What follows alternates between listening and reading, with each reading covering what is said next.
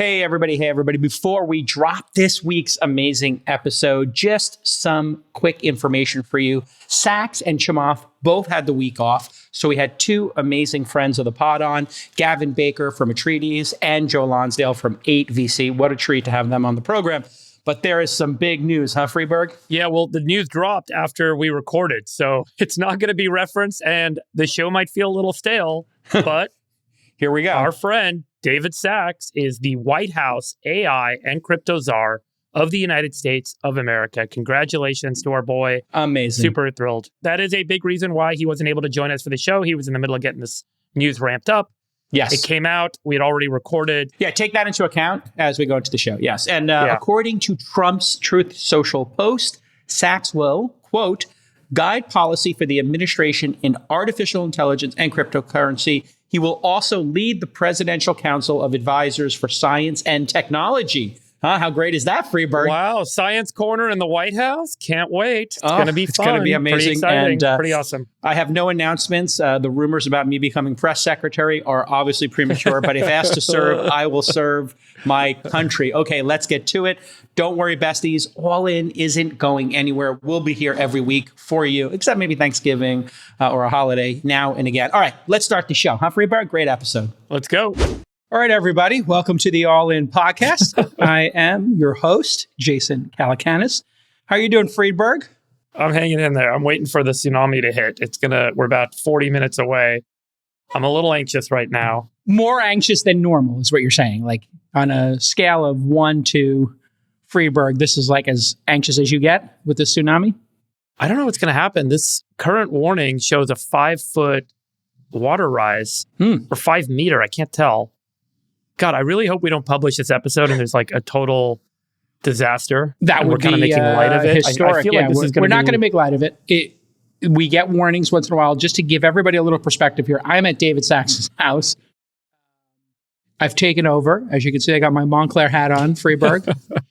I found Sachs' robe. See this here? It was Sachs' robe, but I got a red Sharpie and I just crossed it out and I just put J-Cal on it. And then I went down and I was talking to Chef. Does Sachs know that you're staying at his house? He knows I'm staying here, but... Does he, though? He doesn't know that I found the actual caviar. Let your winners ride. Rain Man David Sachs. And instead, we open source it to the fans, and they've just gone crazy with it. Love you, besties. Queen of Quinoa. With us today, Chamath couldn't make it this week. And Chamath Sachs had surgery, and now he looks like Gavin. Okay, yes. Yeah. And Sachs is taking a day off. He's got the day off today. I think he's just winning too much with us. Two substitutes to jump in here for the team. Cackling, you can hear the cackling Joe Lonsdale. There's Joe Lonsdale. I'll take my Montclair hat off here. And take Cal. I am also Joe winning. Lonsdale? I am also winning too much, but I'm happy to be here last minute as a sub for David J. Cal. Joe Lonsdale, for people who don't know, is to the right of David Sachs. He is a venture capitalist, and he started a couple of companies. You might have heard of them, Palantir. I mean, what are the other greatest hits? Attapar? Attapar just crossed $7 trillion, reported on it this month. It's a good real company, too. Yeah, the OpenGov sold this year. We saw it started a bunch of Congrats. They're good. Yeah. Joe gets... You're a little bit lower profile than all these accomplishments. It's pretty incredible. Co-founded... How many billion-dollar companies have you co-founded now? I don't know, maybe 6 or so. 6 or so. Also with us, Gavin Baker from Atreides. He is a hedge fund manager. He does private, he does publics. One of the smartest guys I know. Great analyst. Welcome to the program, Gavin, friend of the pod. Thank you, J. Cal. Happy to be here. Great to see everybody. Yeah. We are experiencing a huge Trump bump. The election is over. The cabinet is being assembled, and we're seeing DOGE, the Department of Government Efficiency, as well as maybe regulations being pulled down. And we'll get to our first topic about our new SEC chair. But just generally speaking, Gavin, as a market participant for a living, what's your take on what we've seen over the last 3 weeks since the election results came in? So if they execute on stated plans, and there are some of the world's greatest execution machines involved, Elon generally does what he says he is going to do. Mhm. Um, this is going to be awesome for America, for markets, for the world. And the analogy I keep coming back to is Satya Nadella taking over as CEO of Microsoft. Microsoft Okay. was a monopoly, incredibly advantaged. It had just been horribly mismanaged for years. All he had to do to start winning was stop doing really, really dumb things. And that's an incredible place to be. America, like, we're the greatest country. We've got, oceans on two sides, peaceful neighbors, incredible natural resources, completely, can produce our own food and energy. Like, in many ways, most privileged country on earth.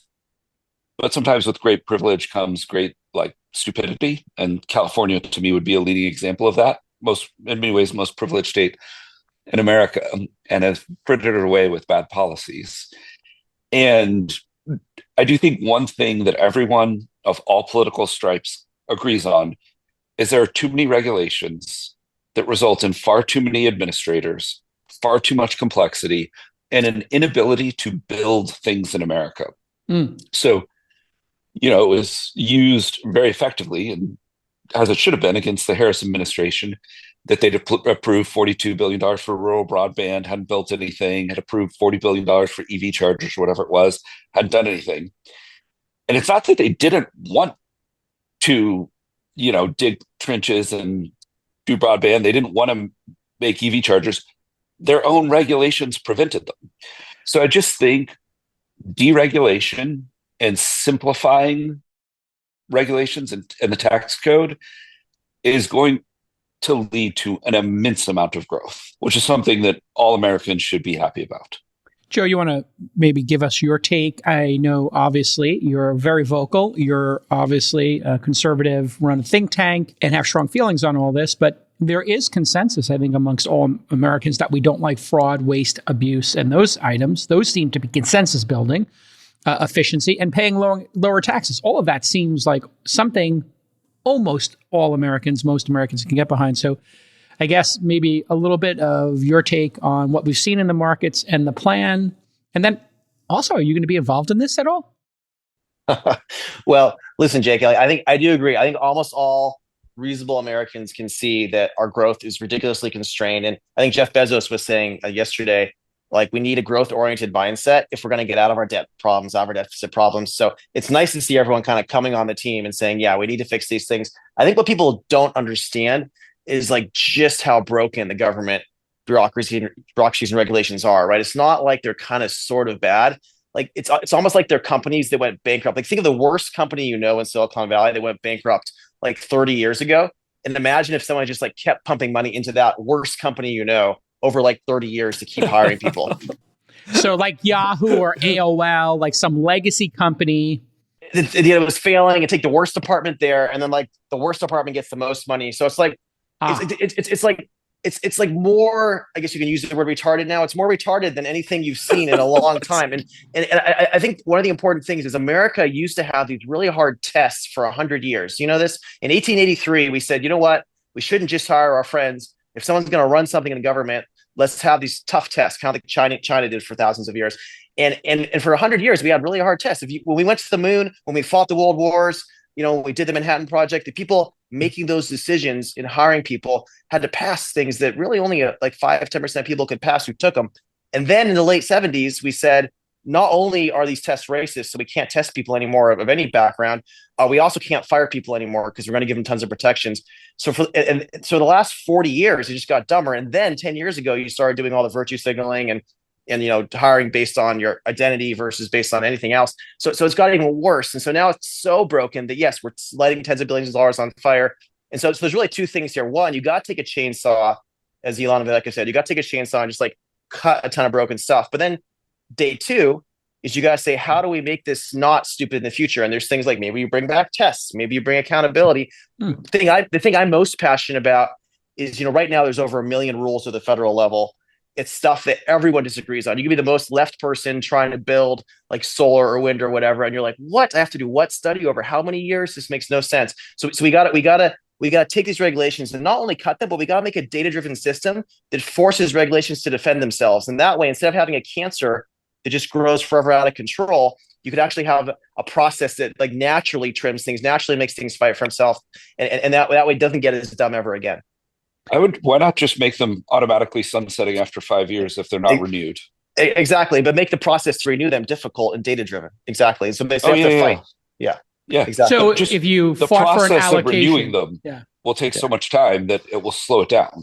I wonder where we got to the place, Friedberg. I will bring you in on this, since really, I think it was maybe 2 or 3 years ago, you started to point out exactly the debt spiral we're going to get in. I want to give you your flowers here on the pod, because from this pod and in your obsession and you're harping on and on about this national debt problem, you saw it early, you talked about it constantly, you brought a lot of consensus on board, and now we're seeing it as the issue of the transition is the debt. And we were sitting here for the past year or two saying, when are politicians going to even pay attention to this? And now they are paying attention to it. So first, here's your virtual flowers.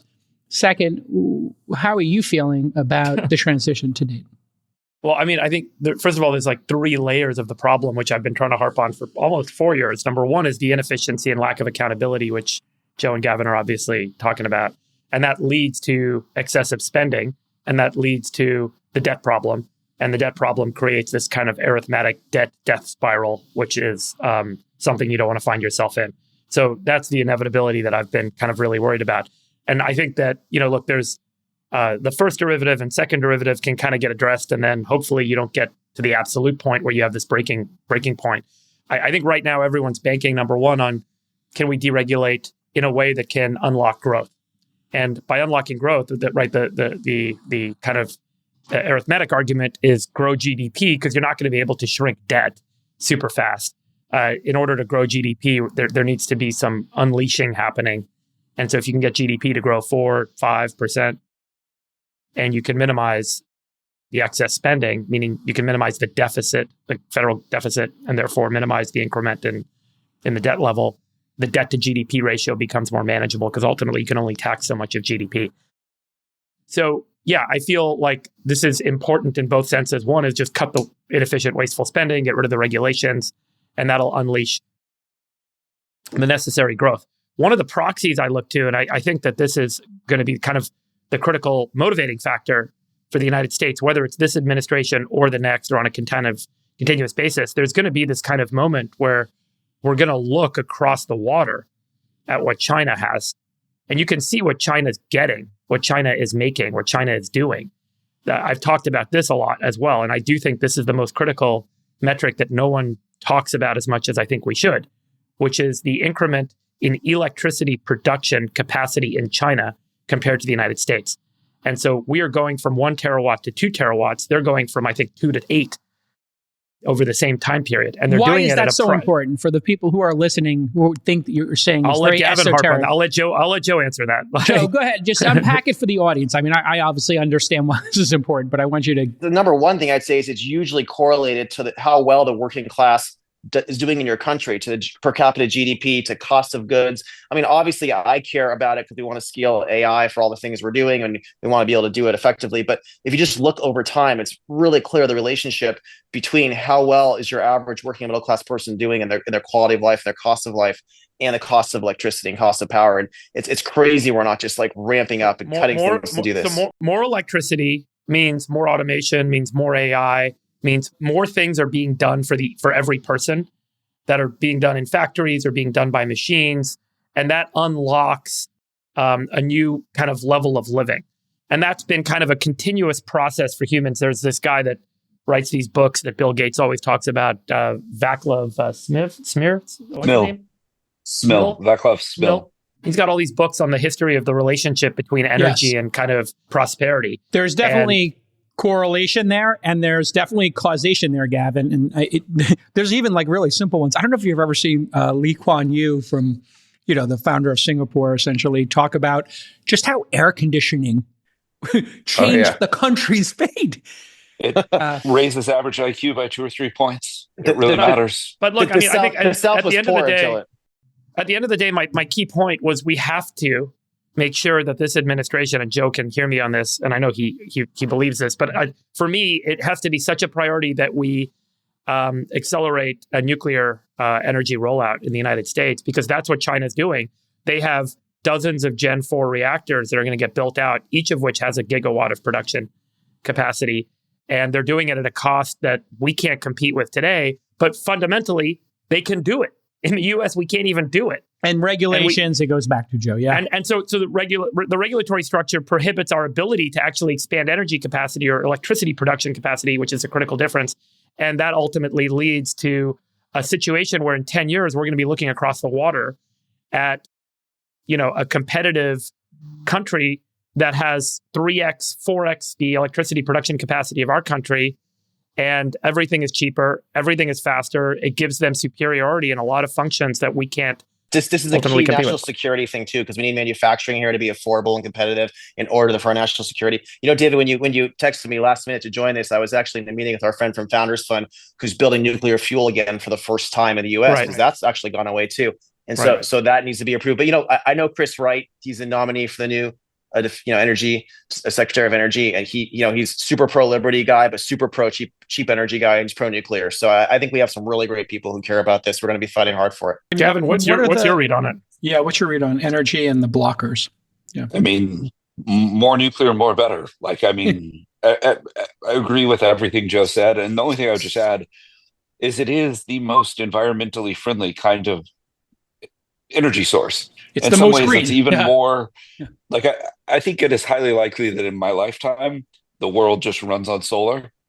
If you just, we all know compound interest is the greatest force on Earth. But if you just look at the rate at which photovoltaic cell efficiency is compounding, battery efficiency is compounding, and people make these balance of system arguments. But it will never be as cheap as nuclear, but it will likely approach coal. And I think a lot of the world will run on solar, but that's going to take 50 years. Nuclear is arguably just as environmentally friendly, done right and carefully, and it is here now. And so that's It is unbelievable to watch. Not exactly Moore's law, but this precipitous drop in the cost of just solar panels. Solar is very impressive, but in some ways, to me, it's a little dystopian to think about all these forests just covered with this stuff. And I think it's great. It's rate limiting. It's rate limiting. You have to have many acres rolled out, and with nuclear, you can have a building that can power the equivalent of many acres. So the answer is both. But it is like Elon has tweeted many times about the tiny fraction of deserted. Desert areas of America that need to be covered with panels, and then you put in batteries. There's still a space limiting. Let's just fast forward 100 years on planet Earth, and if you look at the past 100 years and the 100 years before that, energy demand, even on a per capita basis, has this nonlinear kind of scaling problem.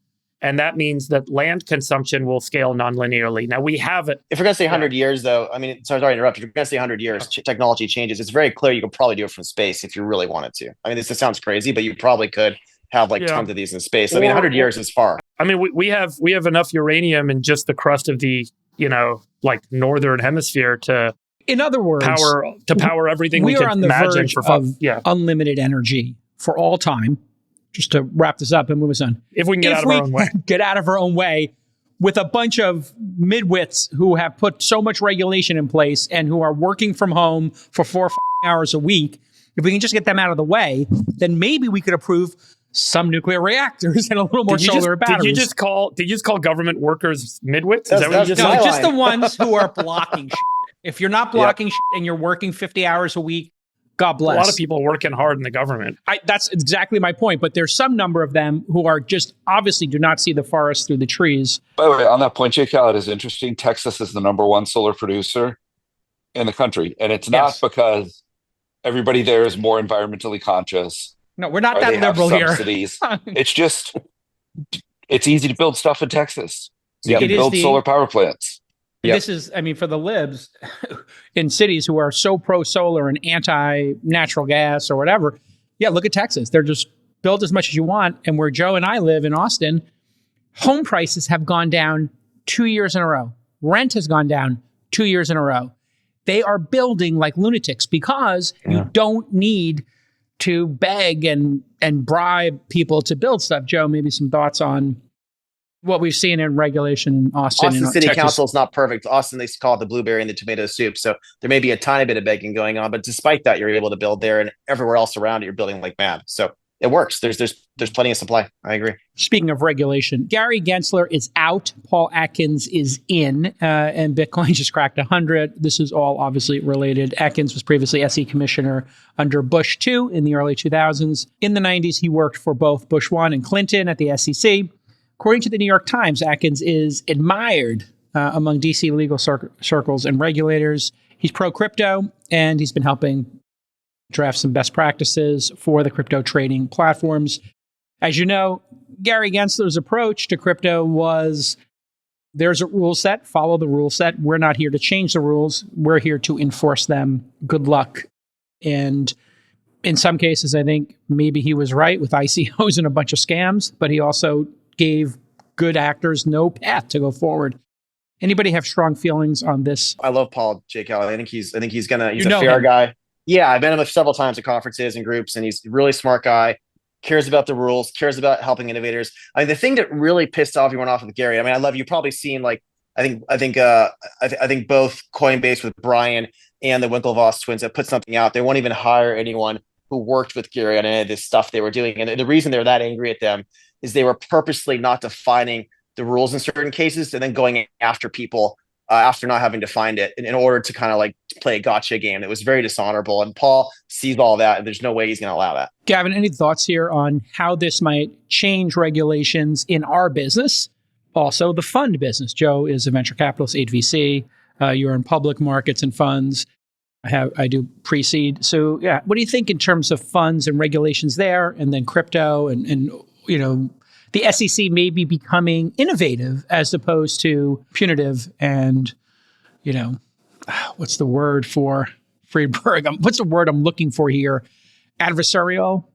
Well, they are a regulator. They are a regulator, but they don't also seem, but they seem to have gone beyond just regulating. They seem to have been the SEC? Aggressively adversarial. Yeah. I mean, they're a regulatory and enforcement agency. That's their job. So I don't know, like, you know. I mean, but not giving a path or not even meeting with people. I think that was the thing that I felt was kind of weird. Like, well, they meet with you if them? you were a big donor to the left. They wouldn't meet with you otherwise. That was part of it too. That was sketchy. That was why SBF got tons of meetings, but Brian got none. Right? I mean, it's nonsense like that. Got it. I do think cryptocurrencies, yeah, go ahead, at some Gavin. level, fundamentally reduce the power of nation states. And that is something that is oft professed by the true believers, but it is true. And so if you are on the left and, you know, you are a devout believer in the power of the state to do good things, I get why you would not like cryptocurrencies. You know, at the same time, we're very early in crypto. I do think I read with interest all of the posts that David Marcus and his peers at Libra made about what happened to them. Libra was a Facebook project to embrace cryptocurrency at a very intrinsic level onto the sort of identity level of every one of their billions of users. And I think you can argue it would have been really, really good for not just America, but the entire world. You know, there are a lot of immigrants in America who send remissions back to their home countries at extremely high predatory rates. Yes. Predatory rates. It would have made that free. And that would have been amazing for a lot of really hardworking people all over the world. It would have, you know, Visa and MasterCard, they do charge big fees. I mean, not Visa, MasterCard do not charge big fees, but the credit card complex in aggregate is a reasonably big fee. I mean, everybody, it's just, you know, 2.5% to make it, you know, perfect and safe. I think Facebook had a sound argument that they could have done that cheaper. And that would have been an efficiency game for America. And it really did bum me out, you know, to read some of the letters that they sent. The way they killed Libra, if anyone doesn't know, maybe you could pull up David Marcus's post. All these politicians sent letters to participants in financial markets saying, we don't know if they are doing anything wrong, but we think they probably are. And we're going to look at this very closely, and we want to discourage you from participating. Well, it was worse than that. It was like a mafia letter. It was like, if you are to support this and help with this, we are going to look into everything else you are doing, and we may then find some issues. It was like a mafia threat. We can't stop you legally, but watch out. Like it was really sketchy. It was Sherrod Brown who now is out of office, who led this, the senator from Ohio. But it was really bad. It was really bad what they were doing. It was really bad. I found it upsetting as an American. And it's you kind of hinted at this, Gavin. The fear of governments is that they will lose control of money supply and monetary policy. Maybe unpack that a bit, and then Freeberg will go to you on the same sort of thread. Yeah, I mean, look, it is a rational fear. I mean, controlling monetary supply, like at some level, the greatest powers we give the state are a monopoly on violence to keep us safe. And control over the money supply has a means of exchange, a unit of account, and those are great powers, particularly if you're America and your reserve currency. The only thing I would just say to balance this out, and I do think people are very positive on Paul Atkins. I've never met him, but the reaction from people who know him, like Joe, and who I respect, has been very positive. It is important to remember we have the best capital markets in the world. The U.S. equity and fixed income markets are the most trusted places on earth, and we can always make them better. But just it is very, you want to be very vigilant about keeping them fair and keeping out things like inside information, which makes people feel comfortable doing business here. Making having investors have confidence in a company's financial statements, and those financial markets are one reason America is such a great country. And Gavin, to put this in context, this was during a time period, this David Marcus Libra process, when they felt, certain people in government, and I'm not saying I endorse this, but this is their position, Zuckerberg had too much power. Zuckerberg was censoring people. The right felt they were being censored. The left felt that Cambridge Analytica and people were using targeting nefariously. The general vibe, and even J.D. Vance was in on this as well, was too much power, specifically at Meta, too much influence. Now they've got this many people, this penetration, and the algorithm, plus we're going to give them money. And they're going to have power over people's wallet. And then what does the government have? They can't censor people, they can't control the message, and they can't control the purse strings. That is the time period we're talking about here. I don't know. I understand 100% why they did it. Yeah. I just think as an American, at a minimum, the way that they did it was to, use one of Joe's phrases, dishonorable. If you want to say that we're going to kill this, then just let's have a debate as a nation. Absolutely. Don't do it in the shadows. Yeah. Yes. Rule of law. Rule of law is also another reason America is a great country. Yes. Freeberg, your thoughts on David Marcus's comments? And this SEC pick and just generally a more pro, I don't know. less regulation kind of situation. I think the SEC is one of the most important agencies we have. And I think they're one of the best federal agencies. So I've worked with them and I've worked with many other agencies, and there's all these issues with the SEC, but they play a very important job. And if you've worked in foreign markets and you've dealt with foreign securities regulators, you're going to be thank God for the SEC. Can't wait to go back. This whole crypto thing, there's a distinction, I think, between Bitcoin and cryptocurrencies as speculative kind of assets, speculative trading. What do you see those differences as? Well, I definitely concur with Gavin. I think Bitcoin fundamentally is supposed to be, ultimately will become a real threat to the US dollar. And it's kind of ironic that Trump had this declaration this week that he's going to put 100% tariff on all these BRICS nations that try to participate in an alternative currency to the US dollar, the greatest currency on earth, when he literally turns around and then says, we're going to support Bitcoin. It felt like the biggest irony of the week to me, because I do think Bitcoin is the big threat to the US dollar. And I do think that at some point, whether it's this administration or the next, they're going to wake up to that fact. And maybe the Bitcoin does, the network state concept does emerge, and that's where we end up. But I do think we want to have and are going to have a strong federal government in the United States for quite some time that's going to play an important role in everyone's lives here. And I don't know if you can really just say, let the dollar, be supplanted by Bitcoin. Bitcoin seems to be more of a safe haven asset, and that seems to be the trade that it should be kind of store value and alternative. It's just going to take over gold. What do you think, Joe? You think the state has reasonable concerns about crypto competing with it? And then maybe specifically, when you saw Trump talking about, hey, congratulations on your Bitcoin. I did this for you on 100K and taking credit for it at the same, which he should take credit for it. He did it. He did that last $40,000 per coin. And then you see him talking about the BRICS.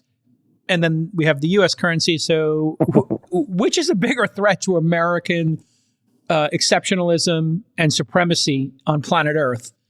Bitcoin or BRICS? So one represents a move towards liberty and one represents a move towards authoritarianism. If BRICS were to become dominant, if China and Russia were able to control global currency together and other players, that is terrible. It's bad for the U.S. for so many reasons, bad for U.S. consumer for so many reasons. He's right to fight it. At the same time, having, to channel biology, having this like pro-liberty network state, like forces in that direction. Like, for example, I think rather than just Hong Kong and Singapore. Hong Kong's been lost. We should have like more Hong Kong and Singapore's in the West to compete with the U.S. That'd be good for all of us who are on the pro-freedom side of the U.S. and make the U.S. wealthier. Would show examples of new experiments to create great wealth. And that's kind of the side of Bitcoin is you want more experiments and competition from the liberty distributed side. You don't want competition from the authoritarian side. So to me, it was very consistent. Yeah, well, I would just say Texas is the Singapore of America.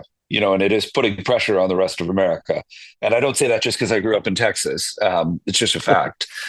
I do think long-term Bitcoin, I do not think the BRICS will ever be able to replace the dollar. Just rule of law, even if it has occasionally been corrupted in America, is very, very powerful. Yes. As opposed to rule by law. But I do think Bitcoin will at some point be a serious threat to the US dollar. And that just is what it is. And we will see how different administrations react. What would that? It's a check on the most aggressive mistakes. First of all, if the debt doesn't get under control, if our deficit is ridiculous, Bitcoin is a wonderful check on that. You actually want healthy competition from something good because you want to check the excesses and the craziness. You need someone coming from the outside to say, no, don't do that. Let's just say at some point an AOC-like person gets in charge. It could happen in the next 20 years. You need some kind of check on the dollar, and it's much better to come from the liberty side than from the other side. I agree with all of that. I will just say on AOC, I thought it was very interesting. I think if you're a Democrat, I think you're probably largely heartened by the kind of intellectual leaders of that party, their reaction to losing. It's focused around, hey, we do need to deregulate. It is too hard to build. Josh Shapiro's been tweeting every 3 days about how he's making it easier, to do business in Pennsylvania. It used to take 20 days to get a hairdresser license. Now it takes an hour. All that is good. But I actually thought AOC, who is a very talented politician. She's an extraordinary communicator. She's an extraordinary communicator. Her reaction was like, she posted this on Instagram. If you voted for Trump, I want to hear why. I want to hear the things you listened to that convinced you. Like, I don't say this out of anything other than genuine curiosity.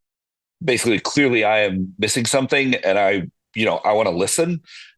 And I just thought that was a very interesting reaction. That is the proper reaction. Yeah, absolutely. Yeah. I want to point out one thing I did. I was doing some research before the show, and I found this SEC speech. And this is really fascinating. And this is from 2007 from Paul. And he was kind of giving his State of the Union here, and he's talking about doing some self-reflection. And he's talking about accreditation rules in 2007 before the great financial crisis. The concept of economic risk and return also affect a different proposal of the commission, the SEC. Relating to private investment funds, specifically part of the commission's proposal would add an additional requirement for any natural accredited person to have at least 2.5 million in investments before he or she could invest in a private investment fund like a hedge fund or a private equity fund other than a venture capital fund. The underlying premise for the commission's proposal is that these types of investments are too risky for individuals other than the very rich. Therefore, we would have to presume that the non-rich are either unsophisticated or lack access to sophistication, and it is simply not tolerable to have these types of people at risk of losing their money on a hedge fund. Assuming that these premises are true, however, what evidence does the commission have to support the conclusion that private investment funds are the most risky? What makes a hedge fund or a private equity fund more risky than a venture capital fund? Great question. And how does the risk profile of a pooled investment compare with the risks of investing in securities of a single issuer for which this new 2.5 million standard is? This is where it gets super interesting. Many public comment letters express indignation at the commission's proposal. One commentator wrote, "Stay out of my wallet. Stop trying to protect me from myself. Stop presuming To know more than I do about my own life, risk tolerance, and financial sophistication, the Commission's proposal may very well prevent the non-rich from losing their money in private investment funds, but it also certainly will prevent the non-rich from participating in any upside profits and gains on these funds. Does this mean the rich get richer while the non-rich should be content to just hold their place on the economic ladder? Yeah. This, to me, when I saw this, I was like, you know what? I am feeling absolutely fantastic about Trump.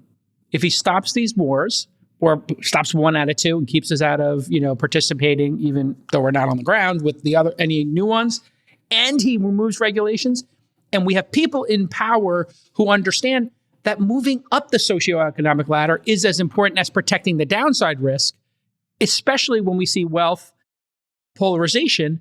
This is a great pick. Now, the other picks, there's some whack pack picks in there. I'll be totally honest. I don't know what the strategy is, Joe. I'll ask you that in a minute.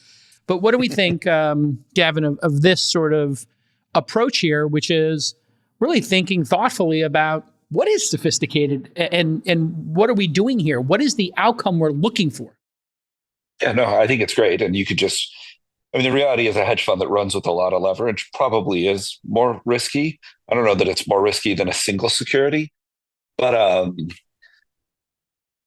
at the end of the day, since he wrote that letter, it was an incredible 15-year run for private equity.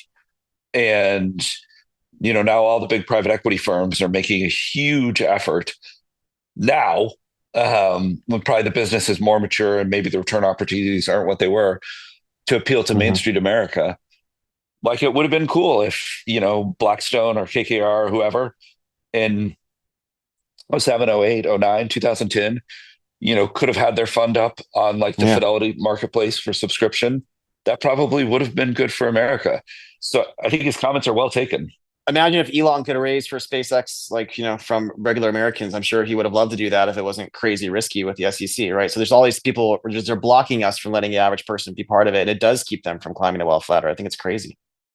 Yeah. Friedberg, any thoughts here? I mean, this has been my pet peeve for a long time, is letting people do what they want with their money. If you don't allow people to take risk with their money and move up from poor to middle class, from middle class to upper middle class, and maybe eventually becoming affluent. Jason, there's a lot of places people can invest their money. They can buy public stocks. There's $20 trillion of public stocks they can buy. I don't think that you're prohibiting people from transitioning their wealth like bands by not being able to buy private stocks. In fact, I think it's more likely than not that people are going to go market bullshit securities in private markets and rip poor people off even worse. And that's why there are these regulatory kind of barriers. And I don't think that it's necessary. Look, everyone says, let's make it everything free and everything libertarian. Seems like a good idea until someone gets punched in the face, gets ripped off, someone dies from a drug, that's not properly tested. And then we're all like, where were the regulators? Where were the agencies to protect the individuals?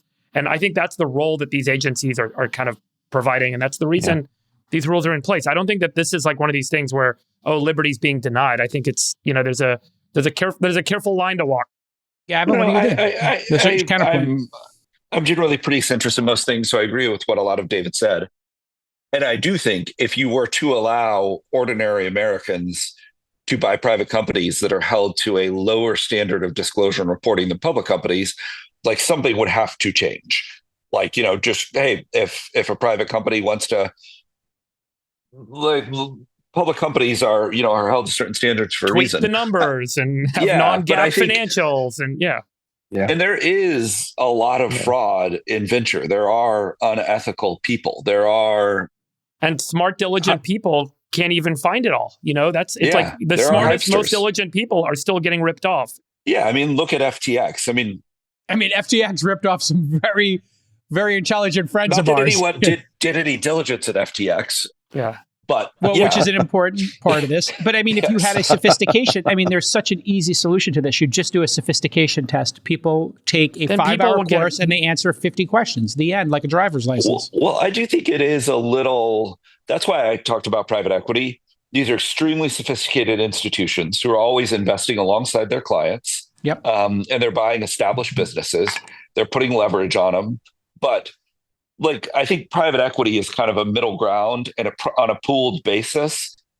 I think you could argue, and maybe those funds would need to change their reporting and their disclosures to deal with kind of the average American. But and by that I mean strengthen it.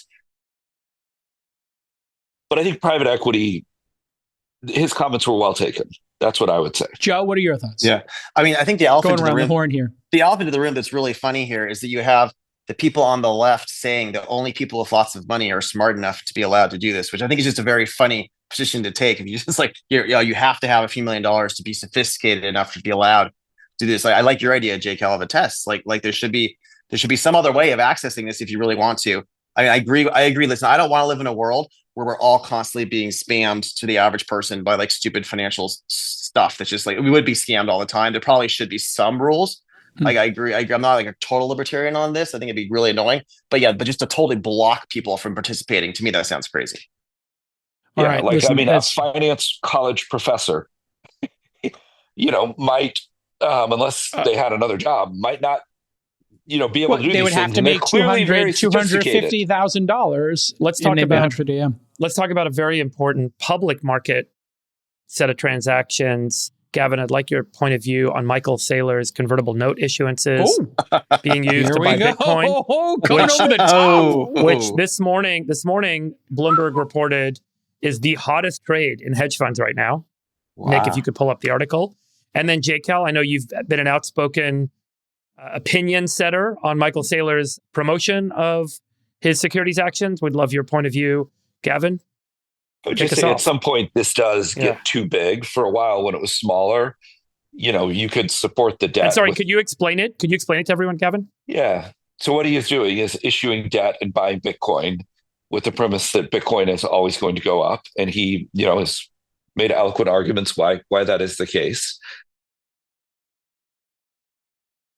No trees grow to the sky. And I think the interest expense on his convertible notes is $75 million off the top of my head. And by the way, I could care less about MicroStrategy. Like, I'm not close to it. I'm not involved. Yeah. I don't know any hedge funds who own it. No horse in the race. Yeah. I think a lot of hedge funds are short MicroStrategy, but I have no horse in the race. But the underlying business that, pays the interest expense on the debt only does $400 million a year in revenue, and it's, high gross margin revenue. But unless debt investors have absolute confidence in Bitcoin as collateral, and I don't think that's where fixed income markets are yet, it will get to a point where it is too big for the size of his company. And then, maybe he can over collateralize it and, have $10 in Bitcoin for every dollar of debt. But then, like, the magic money creation machine that, I see discussed on X breaks down, because that's like, that's very, very different than what is being discussed today. Joe, do you have a point of view? Because Joe's got to run, by the way. So, Joe, do you want to close us out with a point of view? Defense people down here in LA. Yeah. Listen, I am very bullish Bitcoin. I love all the energy for our society around it. I agree with what you said, Dave, that there needs to be some barriers for the public taking crazy risks. And I think the risks around how he's accessing this is actually very unusual and does scare me a bit. And people need to do their research, and they shouldn't just throw money without studying it. It does scare me a little bit how blithely people are throwing money at this without knowing the kind of leverage he's taking, Yeah. Joe, anything else you want to share that you're up to that you're excited about before you head out? This weekend is the annual defense forum at the Reagan Library, where I'm on the board. It's the biggest defense event of the year. Everyone's coming. And I guess I'm really excited that America has woken up, and assuming we can bring back more advanced manufacturing here, I think there's enough top companies now with Anduril, with Saronic. We're going to be building thousands of these vessels for the Navy with AI.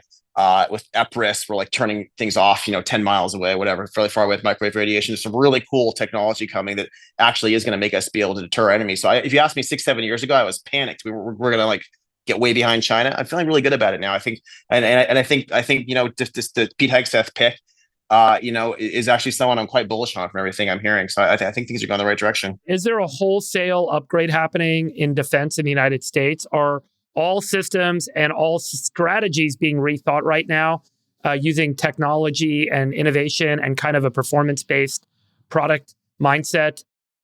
leading kind of a reinvention of everything? Is that what's going to happen in the so next 4 years? Warfare is fundamentally totally shifted. We're seeing some of this in Ukraine. There's all sorts of new ways you want to swarm things on the land, swarm things in the water, swarm things in the air. How do they coordinate and how do they work together? How do you manufacture enough of these things? And how do you use electronic warfare in new ways to, it's basically created by this. And so it's just a whole new way of doing things. And we are going that direction. Too much of the money, David, like 95% of the money is still going towards frankly, wasteful legacy, mostly things we don't need. Plus maintenance and it's systems. old-fashioned. Yeah. But enough is shifting and there's enough good people fighting. And as long as we keep just allowing open competition, allow it to say, okay, which is better, and just let the best things win. As long as we keep doing that, I think it's going the right way. I'm feeling very good about it. Is the Chinese position shift in their technology strategy and their system strategy going to motivate a shift here, do you think? And it already is there has. a shift underway? It already has. I mean, it definitely already has. So we don't need big aircraft carriers. We don't need F-35s. We need drones. We need lasers. I think there's a role. Are... I think there's a role for carriers and force projection. I don't think we need incrementally a ton more of them. I'm not like this crazy radical where you get rid of all this. But yeah, on the margin, I'd much rather have 10,000 more smart drones above and below the water than an incremental carrier, right? So there's on the margin, there's all these things that are better uses of money, and I think we're pushing that way. And is there a huge tidal wave of venture money? I was at a dinner last night where there was this conversation about defense tech used to be off limits, and a lot of LPAs say you can't invest in defense companies. That's now changed or is changing, and everyone's kind of coming up with their own defense tech strategy. Do you think, I mean, you were obviously early in this, Gavin. I don't know if you're an investor in this space, but are you guys seeing a big shift? Yeah. I obviously, listen, there's only been 9 unicorns, I think, still at this point, and I started 3 of them and invested in 3 of them in the first round. So I'm obviously pretty involved in the space. And I think, listen, it helps me if there's more money for my companies, which is really great. Right. I think there's probably the right answer for the US. It's not going to be 1,000 businesses or 100 businesses. It's going to be 7 to 10 new primes. One of them's obviously Underhill. I think one is probably Saronic and Everest, but we'll see. But there's going to be 7 to 10 new primes, and that's what it's going to be. So there's going to be a lot of zeros and a lot of bad investments. But yes, these 7 to 10 new primes are going to be huge. And if you can get access to them, you're going to do really well. Gavin, how do you look at that market? You agree? I agree with everything Joe said. The only thing I would just add on China, what we are doing by restricting their access to advanced compute and advanced networking. If you have read or watched the three-body problem, America is unfolding a SOFON over China. Yeah, that's a great way to say it. I have been really impressed with some of the Chinese models that have come out. And I think the risk to this strategy is necessity is the mother of invention. And despite this handicap, they're managing to stay just behind the leading edge of America, which is amazing. But, NVIDIA's Blackwell chip comes out next year. You're going to have new chips from AMD, new ASICs from Broadcom. And I think at that point, it is not going to be possible for them to keep up anymore. So that's actually positive regulation and great, in your mind, foreign policy. It is very aggressive foreign policy. Yeah, clearly. Yeah. That could have lots of unforeseen consequences. Yeah. What do you think about the rare earth trade restrictions coming to us? And is that going to actually affect the supply? We have lots of rare earth here in America. In America, we have everything in America. Yeah. And I think there's a project underway to restart rare earth production. Yeah. If there ever to be a conflict, it's just all this stuff would go away. Yeah. It's a cost, and it's allowing us to do the refining here. So refining some of this stuff, we desperately need gallium nitride for things I'm doing, right, with shooting the microwave radiation. The problem is the refining is really messy. If you let it happen in the US, it will still be messy, but it will be cleaner. But we're not letting it happen. So there's things like this. So we're back to regulation, and obviously the cost here is different. We have a different cost structure. Joe, you got to go meet 20 senators. So thank you. Yeah, we appreciate it. Thank you guys. This was fun. Thanks, Joe. Good times. JCal, do you want to talk about AI with Gavin and I think that would be a great next place to go. Would be to talk about the supercomputer being built by a friend of the pod, Elon. He's now got the world's largest supercomputer, and he's going to 10x it, according to reports. Yeah. And I would just say this is, I think, a very important moment for AI, for this entire AI trade in public and private markets. Everybody, I'm sure, who watches your podcast is very aware of scaling laws. And we have not had scaling laws for training, where if you 10x the amount of compute used to train a model, you significantly improve the intelligence and capability of that model. And often there are these, kind of emergent properties that emerge alongside that higher IQ. No one thought it was possible to make more than 25,000, maybe 30,000, 32,000, pick a number, NVIDIA Hoppers coherent. And what coherent means is, in a training cluster, that each GPU, to kind of simplify it, knows what every other GPU is thinking. So every GPU in that 30,000 cluster knows what the other 29,999 are thinking. And you need a lot of networking to make that happen. Enabled by InfiniBand, right? InfiniBand, and I think even more importantly, NVLink, although a lot of Ethernet is, never bet against the internet, never bet against Ethernet. Like if you read the Llama 3.1 technical paper, got a lot of people excited about skinny link Ethernet.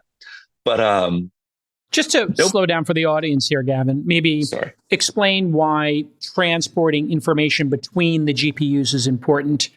And we're in the weeds here a little bit. Everybody's heard of Ethernet, but some of the other protocols and ways of moving stuff around, large amounts of data. That's what these H200s, H100s do particularly well. They'll move a couple of terabytes a second from one processor to the next processor.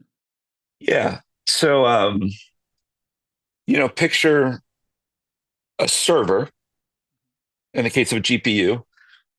It looks like maybe 3 pizza boxes stacked on top of each other, and it has 8 GPUs together. And those 8 GPUs are connected today with something called NVLink. Broadly, you can think of the speed of communication. On chip is the fastest. Chip to memory, next fastest. Chip to chip within a server, next fastest. And so you take those units of servers, which are connected, the GPUs are connected on the server with a technology called NVSwitch, and you stitch them together with either InfiniBand or Ethernet into a giant cluster. And each GPU has to be connected to every other GPU and know what they're thinking. They need to be coherent. They need to kind of share memory. For the compute to work, the GPUs need to work together for AI. And no one thought it was possible to connect more than 30,000 of these with today's technology. From public reports, Elon, as he so often does, focused deeply on this, thought about it from first principles, how long it should take, the way it should be done. And he came up with a very, very different way of designing a data center. And he was able to make over 100,000 GPUs coherent. No one thought it was possible. If I was a last minute ad for this, but I would have said there were all these articles that were being published in the summer saying that no one believed he was going to be able to do it. It was hype. It was, ridiculousness. And that was coming. The reason the reporters felt comfortable writing those silly stories is because engineers at Meta and Google and other firms were saying, we can't do it. There's no way he can do it.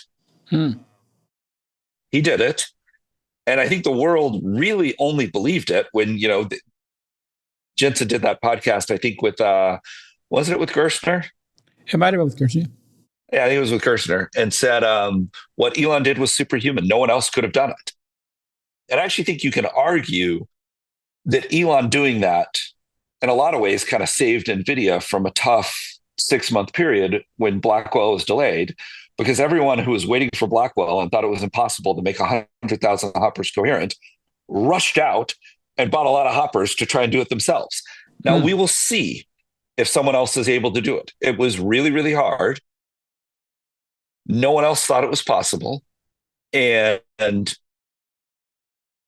as a result of that, Grok 3 is in training now on this giant Colossus supercomputer, the biggest in the world, 100,000 GPUs. In Memphis. At the old Electrolux factory, and they're putting a lot of energy in there, a lot of natural gas, a lot of a dingy Electrolux factory. Yeah. with a lot of mega packs around it. And the city of Memphis is all in on supporting this. Yeah. Which is obviously smart for them. But you have not had a real test of scaling laws for training, arguably since GPT-4. And this will be the first test. And if scaling laws for training hold, Grok 3 should be a significant advance in the state of the art. That is an immensely, from like a Bayesian way to look at the world, that is like an immensely important data point. But if that card doesn't work, and I think it is going to work, I think Grok 3 is going to be really good. I should note that I am with consumers. You're involved. My firm is an xAI. investor in xAI. Got it. Yeah, they've raised a tremendous amount of capital, a lot of it from the Middle East, and they're supposedly going to build Colossus to 1 million GPUs. Is the stated goal 10 times bigger than it is currently? There's been some debate back and forth, Freeberg, about, hey, are we hitting a wall here? Maybe you could explain the wall, either of you, to the audience. Yeah, David? Well, I'll let Gavin speak to the wall. I mean, Gavin, I think one of the questions also is, do we see an evolution if the kind of increment in performance relative to the investment in net kind of training compute resources declines? Do we start to see a shift in how the architecture of the systems are run? Meaning, like, do we start to build models of models, and that starts to resolve a higher level architecture that unlocks new performative capabilities? So I would just say we're already building models of models. Almost every application startup I'm aware of is chaining models. You start with a cheap model, you check the cheap models work with a more expensive model. Lots of very clever things are being done. Every AI application company has what's called a router, so they can, swap out the underlying model if another one is better for the task at hand. As far as what the wall is, there's been a big debate that we were hitting a wall on these scaling laws, and that scaling laws were breaking down. And I just thought that was deeply silly, because no one had built a cluster bigger than 32,000 H100s, and nobody knew. It was a ridiculous debate. And there were, really smart people on both sides, but there's no new data. Grok 3 is the first new data point to support whether or not scaling laws are breaking or holding, because no one else thought you could make 100,000 hoppers coherent. And I think based on public reports, they're going to 200,000 hoppers. And then the next tick is 1 million. It was reported they're going to be first in line for Blackwell. But Grok 3 is a big card and will resolve this question of whether or not we're hitting a wall. The other question you raise, David, is very interesting. And by the way, we should note there is now a new axis of scaling. Some people call it test time compute. Some people call it inference scaling. And basically the way this works, you just think of these models as human. The more you speak to one of these models the way you'd speak to your 17-year-old going off to take the SAT, the better it will do for you. As a human, if I ask you, David, what's 2 + 2, 4 flashes in your mind right away. If I ask you to, unify a grand unified theory of physics that accounts for both quantum mechanics and relativistic physics, you will think for a lot longer. We have been, nobody knows. We have been giving these models the same amount of time to think, no matter how complicated the question was.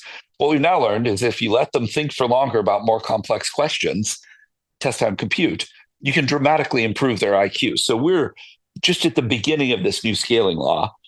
But I think the question you raise on ROI is very good. And I'm happy to address it. And there's a context window shift underway as well, which also creates a new kind of scaling access, arguably, in terms of the potential set of applications. So networks of models, think time, context window. There are multiple dimensions upon which these tools ultimately kind of resolve to better performance.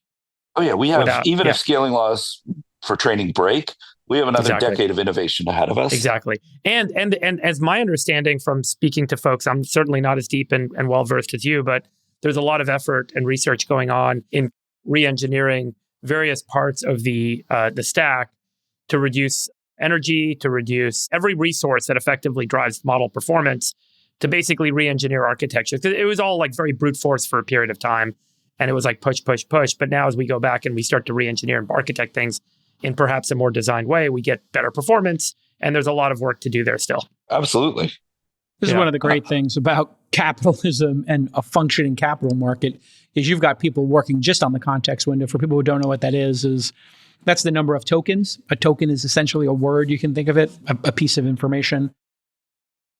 The number of tokens you can put into a conversation with a large language model. Some people have really large context windows, some people have smaller ones, but you can basically put an entire book in the context window and start asking questions against the model.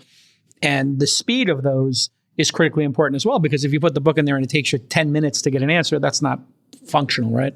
Gavin, are you an investor in OpenAI? Oh, absolutely not. Yeah. Can you kind of theorize on what the build out that's being done with Colossus does to the advantage that OpenAI has today? How long till we kind of catch up there with xAI, and how much is going to be disrupted and how quickly here? Well, if scaling laws hold, the best information I have is the largest cluster Microsoft has after panicking is still smaller than xAI's cluster in Memphis. If you didn't believe it was possible, you weren't even working on it. Grok 3 should take the lead if scaling laws hold in January or February. I do think a lot of talent has left OpenAI.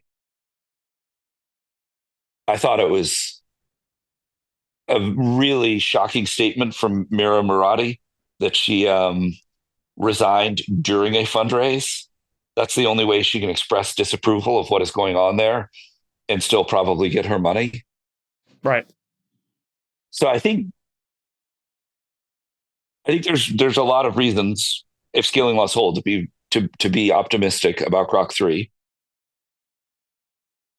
But I think, and then by the way, on the power question, and they are, 23 and 24, it was just a panic to get GPUs and get them plugged in.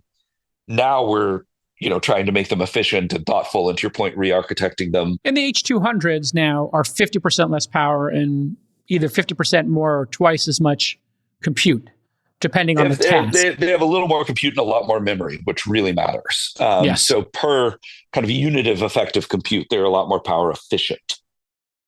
They 2 or 3 times, you think? Or no, the H200s, probably not 2x, but a good increment. And the H100 was a great chip. And so then 50%, Blackwell is just around the corner, and that's an entirely new architecture with an entirely new set of networking technologies. What would consumers, if we had to sort of speculate here, how would consumers' experiences change in using forward-facing language models? And then maybe what are developers going to see on the back end, in terms of what they're going to be able to build? If this pans out, in the next, right now you short term, have 2 years. Yeah.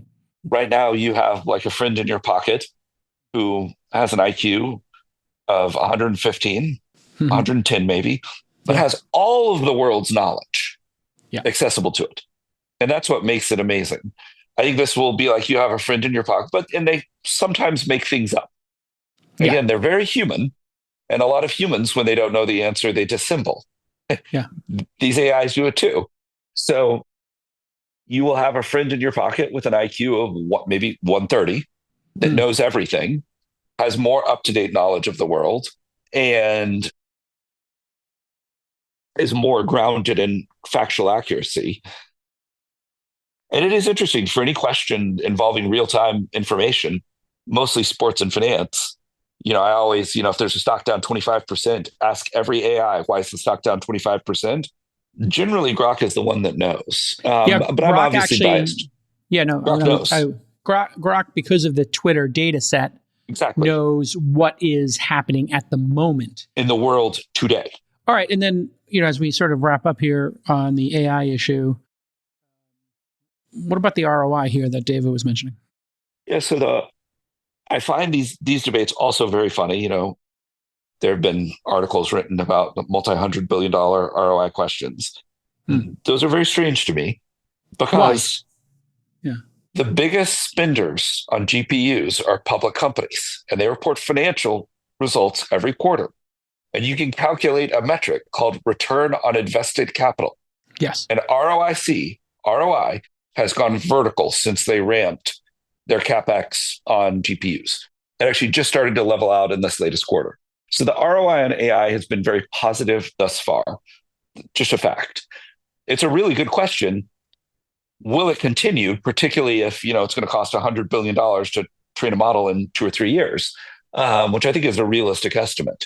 However, I guess the counter to that isn't the counter to that maybe there's a little bit of hype that maybe people are trying to determine the ROI and correlate it more precisely. And I guess that's the challenge. Meta doing AI across its entire enterprise, you might see, and Google, you might see it directly making ads more effective, as an example. 100%, yeah. Meta and Google have shown the best ROIs on AI. Yeah. But then for other folks, is it actually happening or is it a toy, I guess, is the criticism I hear. I'm not saying that's my position, but that's the criticism I hear is are people actually getting money from the Copilot? Or maybe this is just product market fit discovery process because the AI laptops, AI intelligence on Apple, and let's say some general LLMs people feel maybe aren't worth the money, or Copilot for Microsoft maybe not worth the money. Yeah. I mean, I personally have not had good experiences with Copilot, but I would say that, and I'm sure both of you have come across these, there are lots of companies that are just these thin wrappers over a foundation model, and they go from 0 to 40 million instantaneously. Yeah. And they're profitable. And for their customers, they're replacing labor budgets. Yes. And I'm sure you guys are noticing this too, but startups today at a given size are employing fewer people than they would have 3 years ago. And just it's funny, people were very skeptical. I would say 50% less. Yeah, and that's the ROI on AI. And I went to the first AWS reInvent conference, and no big companies were using cloud computing. It was all startups. Startups always adopt technologies first. So outside of the ROI on AI that you're seeing in Google and Meta from, using this across their businesses, you're seeing real ROI on AI from startups the same way they saw real ROI from cloud computing before anyone else. It's crazy. But I don't think these companies are in a classic prisoner's dilemma. They all believe to varying degrees that whoever gets there first to artificial superintelligence is going to create tens or hundreds of trillions of dollars of value. And I think they may be right. And if they get there, and they think that if they lose the race, their company is at mortal risk. So as long as one person is spending, I think they will all spend, even if the ROI decelerates. It is a classic prisoner's dilemma. Competition is amazing. It really is. When you have a free market with competition, we're sitting here 3 years ago on this pod, Gavin, just lamenting oh my God, what could happen? And China could just roll over us. They've got everything dialed in. We're a disaster. And now here we are. China's a disaster. They've got all kinds of challenges. And the free market is, even with weapon systems, we're seeing capitalism applied and competition applied there. All right. I think we should just wrap up on this Brian Thompson story. The CEO of UnitedHealthcare was shot and killed outside a Manhattan hotel on Wednesday morning. UnitedHealthcare is an insurance subsidiary of UnitedHealth Group, and they employ over 140,000 people. They provide coverage to millions. And this was, I don't know if you've seen them, assuming you guys have seen the video on social media or go by on X. There's been a big debate. Was this a really well-trained killer, like an assassin, like a hired gun? Was it something personal maybe, and this person's a hack and they're not really good at doing a hit like this, and most people are sort of coming somewhere in between? ABC has reported, and this is where this thing has taken a crazy turn, that the words deny, defend, and depose were discovered on the bullet casings at the scene. And those are the terms. 2 of the 3 are in a book about how health insurers reject many of the claims every year. They deny it, they defend it, and then they will depose people to harass them, essentially. This is a crazy, crazy story, and it's breaking here. I don't know if anybody has any insights on it, but I thought I would bring it up here to just maybe intelligently speculate about what we've seen. I mean, it seems like the most likely case is someone's loved one died because they were denied coverage. And whether this person was hired or they're a victim or related to a victim, I don't know if it matters. I think there's the observation I'll make, is a question, which is, should CEOs be personally responsible for corporate actions, generally speaking? So there's a difference between a CEO committing fraud or being negligent. But if you don't get a good service or a good quality of service or the product you expect, even if it is something you depend on for healthcare, for example, let's say you take a drug and the drug causes a side effect that causes some permanent damage, should the CEO be individually held accountable? And if that were the case, would anyone want to be a CEO of a company that sets out to provide services that are critical like this? It's a very, I think, challenging question to think about, because certainly you could feel like you want to hold someone responsible because a loved one died, because that CEO's job was to make more money for their shareholders and therefore deny claims. And therefore, the way that they run that business is wrong. I think ultimately we've got to kind of have this distinction between negligence, fraud, and acting on the corporate behalf. There's a for a period of time, all of these documentaries and this movement against the idea of the corporation, generally speaking. If you guys remember, this was like a decade ago or 15 years ago. Anti-capitalism movements. It is. Yeah, and it's like this, the corporation shields individuals, and the corporation creates a shield for individuals to do harm, is kind of the argument that's made. And so there's a lot of people in this camp that think that these all CEOs of companies that let people down are evil, should be killed, should be put in jail, whatever the awful kind of contextualization of that is. And I do think it's really important to think about, well, if no one were to be the CEO because they face that threat and those companies can't make money as a business, then those services go away entirely. That's kind of the end state of where this goes. There's going to be these difficult situations. If a CEO does something negligent, fraudulent, wrong, there's a court and there's a system, and there should be kind of laws that protect people. I don't know, man. The whole thing is pretty depressing to think that a guy who's the CEO, he's, from what I heard, this guy's got a family. Yeah. I mean, he's got a family, he's got a wife. People that have known him said he was like a nice guy and a good guy, and he runs a tough business. Insurance is a very tough business. Well, and to your point about this seems like it's very personalized with the casings. If that is in fact true, again, this is breaking news, so we're speculating here, hopefully informed. This chart has been the one that's been circulating on social media. Now, this has now become, Gavin, like a Rorschach test about how you feel about corporate America healthcare, et cetera. But United Healthcare, at least according to these charts that are speculating, deny claims at a multiple 2 or 3x other people in the industry, and that they are the most hated.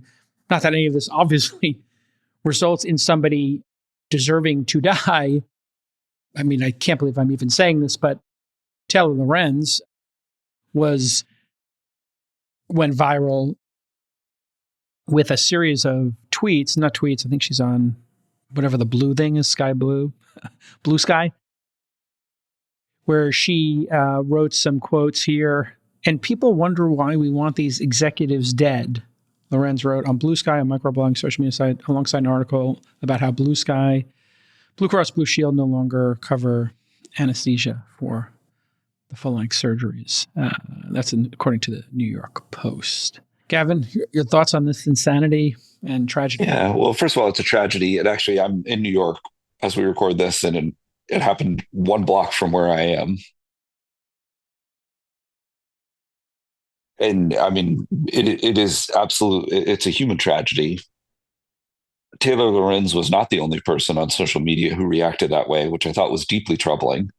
There was a large group of people who were writing very morbid comments. There was a lot of anger around this issue that I was unaware of. I was completely unaware of it. Well, I think we all probably are very privileged to have great health care and able to pay our premiums. So we're not affected by this at this stage in our lives. I was very affected by this 30 years ago. Yeah, we're all very lucky on this podcast. Yeah. And I can't imagine how I would feel if someone I loved had been denied medical care and died, and I felt like it was unnecessary and due to some corporation trying to make more money. But I cannot believe, I'm sure I'd be outraged. I just can't believe. I was deeply disturbed as a person by the number of people online celebrating this. It's really crazy. Yeah, I thought it was awful. And I guess the last thing I would just say about that chart is I think it is a little misleading. I think that is initial denial. Maybe in other words, maybe the company that, only denies 7%, that's a final deny. That's a company that, and who knows if the chart's even correct. I bring it up only that it is the trending item, and people I find in these tragedies, they become like Rorschach tests, right? United Healthcare's medical loss ratio is about 85%. So 85 cents so 85 cents of every dollar they collect in insurance premium, they're paying out in claims. If you guys want to look at what the most egregious insurance industry in the world is, it's title insurance. And I'll give you the list of the rest. Travel insurance is pretty bad. They pay out like nothing. Right, you were in the insurance business for a bit there. So health insurance is one of the hardest, besides auto insurance, businesses to be in. You're paying out constantly. And there is a very difficult kind of process of managing losses because the number of claims that comes in, it's very easy to suddenly pay everything out. And then your premium goes up and then people can't afford the health insurance. So you're striking this balance of making health insurance affordable against the cost of medical claims. So it's a very kind of difficult business to be in. And unlike, I think it's very complicated to walk people through how they, in their individual circumstances, aren't necessarily motivated by some corporate, malfeasance. It's just the way the thing has to operate, unfortunately. Let me just say, I think that they're, much like we saw with Hamas and the attacks in Israel a year ago, there were people celebrating that behavior. And we've seen that several times since. And people have become very vocal about their celebration of what they view to be the death and harm done to those who they view to be oppressors. In whatever context you want to kind of fit this to, and put that oppressor label on an individual. And that mindset seems to hold true through any social, financial, economic, political context. There is an oppressor group and there's an oppressed group. And if you're in the oppressor group, you deserve harm, you deserve death, you deserve jail. And this is another manifestation of that mindset playing out. This is an individual with a family who ran a business, who worked very hard for many years and wasn't trying to hurt people. And for him to kind of have his life taken like this, and for people to say that person is an oppressor, I think really speaks to how deeply people's minds have been contorted by this concept that there's oppressors and oppressed. It's almost like a mind virus. And I'm not going to call it the woke mind virus, but because I just think you immediately shut down and won't hear that because it sounds cliche. But there is this concept of like everyone is in one of two groups. You're either being oppressed or you're an oppressor. And if you're an oppressor, there is no limit to what I should do or what should be done to you. I think it's well said. And it's a very stark and sad kind of commentary on what's going on right now. Sorry. And if you're oppressed, the corollary to that is if you are considered oppressed, you can do no wrong. You can do no wrong. Yeah. And obviously there are people who are oppressed on this planet, but they can still do wrong. They should still be held to a moral standard. Yeah, there is a moral standard, and there is a standard, and murder, obviously, and assassination like this is not acceptable, and it's just tragic.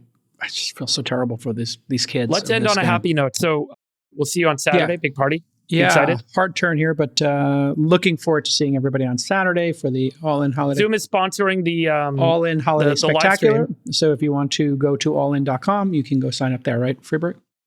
Yeah, and then you can sign up for the Zoom. Gavin, we expect you to sign up. Yes. We have a caviar budget we have to replenish over here at Saxon's. We do appreciate Zoom helping us out for the event. Zoom AI Companion helped set up the live stream. So thanks to Zoom for doing that. It's going to be awesome. Everywhere. I have to say, you know what? One of the great, I have a couple of experiences with AI that are really great. Notion has a phenomenal AI built into it, and so does Zoom with the AI summaries. I love getting these AI summaries of calls. I ask people permission to turn it on, and we get a summary and the bullet points. Really well done. We did a hackathon in the office a couple of weeks ago, and we used, have you guys actually built applications with Cursor? You guys ever done it? Not. Was it fun to build an app? Well, it was great because we had so many people that have never built software applications in the hackathon and they built tools from scratch, deployed them in production, and are now using them. And I think it really showcases the kind of the impressive impact that AI is having on workplace productivity. You don't need to buy SaaS tools. You don't need to have service providers do stuff for you. Individuals, by the way, it's only getting better. And you can kind of think to a point. I mean, the ability to just wake up in the morning and say, I want this app and have it built for you. It is. And by the way, I'll just say it's like 70, 80% there. You still have to debug. You still have to have someone come in and help kind of get things into production. So there's still a little bit of work. Well, it's just like web pages, right? Going back to the architecture question. 2 months ago, and then go back to the architecture. 2 months ago it was 60% there. Now it's 70 to 80. And you fast forward 12 months, and now you've got the architecture where the AI can run its own QA testing and debugging, and the AI can run its own kind of sales and UX, marketing, and its own UX of the application, and it can run everything. So you're basically going to say, I want this app to do this. It builds it, it tests it, it builds the UX, it tests the UX, it iterates the UX, it does everything streamlined for you. And then you show up a couple hours later and you're using a new product that was built on the fly for you. It is, and we're literally like climbing this ladder, Gavin, like very quickly, that it's going to totally change this. The entire software industry is like getting re-architected. I could guess Friedberg's app at his company hackathon. What do you think I made? I made a vegan version of Yelp. Only profiles all the vegan restaurants. I actually tried to make a CRM tool so that I wouldn't have to pay for CRM licenses. I tried 9 months ago to make a multiplayer. Shout out Mark Benioff. Oh. Sorry, go ahead, Gavin. I tried 9 months ago to make a multiplayer app for Skyrim, which I was very excited about. Skyrim's a video game, but I do think I failed. Maybe I should give it another go. But the you learned. You didn't fail. I learned. I didn't fail. I learned. Yeah, I have a growth mindset. But we learned the limits. We all tested the limits. Yes, we stress tested the app. But I think next year, human language will be the dominant programming language. Totally. It's awesome. It's totally. Yeah, you really made a great insight earlier, Gavin, with startups is where you see these innovations happen. And I always say internally, resource constraints really do drive innovation. And when you only have a nickel, you got to try to get $1 out of it. And when you got $1 and you got a lot of dollars, you're like, it's okay if I get a nickel out of $1. I got more dollars laying right over here.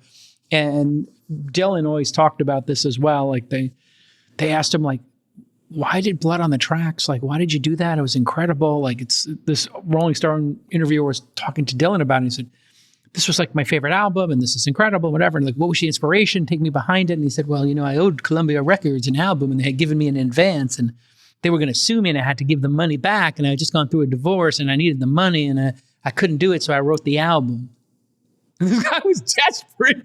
He was crushed that Dylan's one of his best albums and pieces of art in his life was strictly a function of the pressure of necessity is the mother of both technical and creative invention.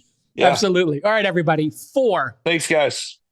Gavin Baker, Joe Lonsdale, David Friedberg, and we miss you, Sachs, taking a victory day. And it's taking a victory day today. And Chamath, both out of the office today. I am the world's greatest moderator. And we'll see you next time on the All In Podcast. Bye-bye. Bye-bye. We'll let your winners ride. Rain Man David Sachs. And instead, we open source it to the fans, and they've just gone crazy with it. Love you, Bestie. Queen of Quinoa.